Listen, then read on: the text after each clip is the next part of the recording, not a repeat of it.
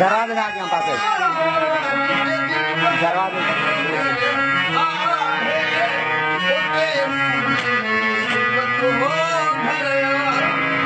दोस्तों अस्सलाम वालेकुम याली मदद माता जो साजो जलाल जोगी रोहियारो मार पे विछोड़ा हींअर मुंहिंजी केसर जी सिलेक्शन हली रही आहे मुंहिंजा प्यारा दोस्त तमामु सुठा बुखार जावरी भाऊ अमर खान चांडियो आसी अख्तर साहब हेॾो असांजो प्यारो शाइर भाऊ शाहनवाज़ शहर मुंहिंजो माइट यूसुफ जोगी हेॾो उस्ताद गुलाम शबीर कमर साहब स्टार स्टार प्रोडक्शन में कोमल गोल्ड प्रोडक्शन में सिलेक्शन हली रही है अल्लाह कदो ॿ टे ॾींहंनि खां पोइ साॻियो ई तव्हां दोस्तनि जे अॻियां मां हाज़िर थींदुसि नई सिलेक्शन सां गॾु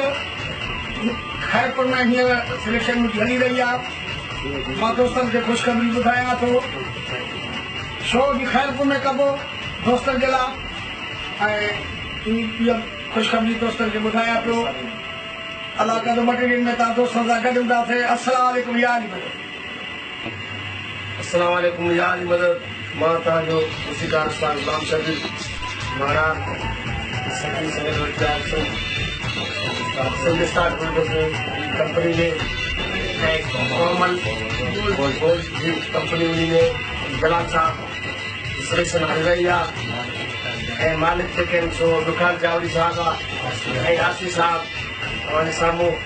खैरपुर में शो बि जलाल साहब जो उते थींदो ऐं सॼी संगत असां सां गॾु आहे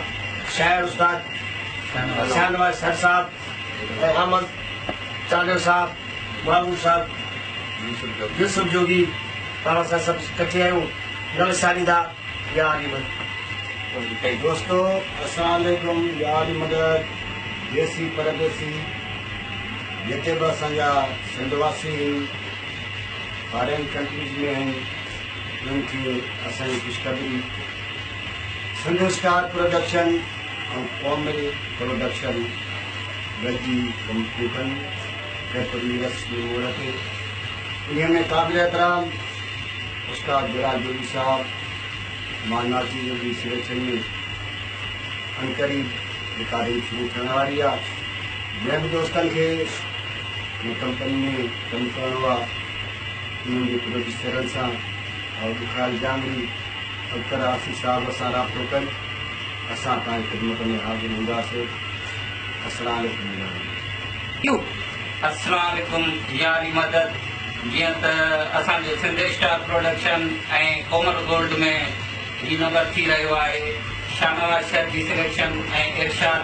रिंद जी थी रही आहे ऐं ॿ टे ॾींहंनि में अनकरीब शो थियण वारो आहे अस्सलाम वालेकुम यारी मदद मां आसल मौलाई स्टार सिंध प्रोडक्शन ऐं कोमल प्रोडक्शन जेके पाण में मिली कमु करे रहिया आहिनि असां त बुखार जावरी अमर खान चांडियो हेॾो असांजो पूरी आसी साहब ऐं असां सां पूरी हुकूमत जी गॾु आहे कैमरामैन असांजो बंदार मित्रो साहब डीओपी डायरेक्टर हिम्मत बुल्लो ऐं डीओपी डायरेक्टर हिम्मत बुल्लो हेॾो शाहनवाज़ शहर हेॾो यूसुफ आहे हेॾो उस्ताद गुलाम शबीर आहे सॼी संगत इंशाअल्लाह ताला जो सिलेक्शन में दोस्तनि खे मज़ो ईंदो ऐं भरपूर थी वरी नई जवानी सां अची लहंदो उबावड़े का असांजो दोस्त शरीफ रिंद ऐं उबावड़े खां असांजो प्यारो दोस्त शरीफ रिंद ऐं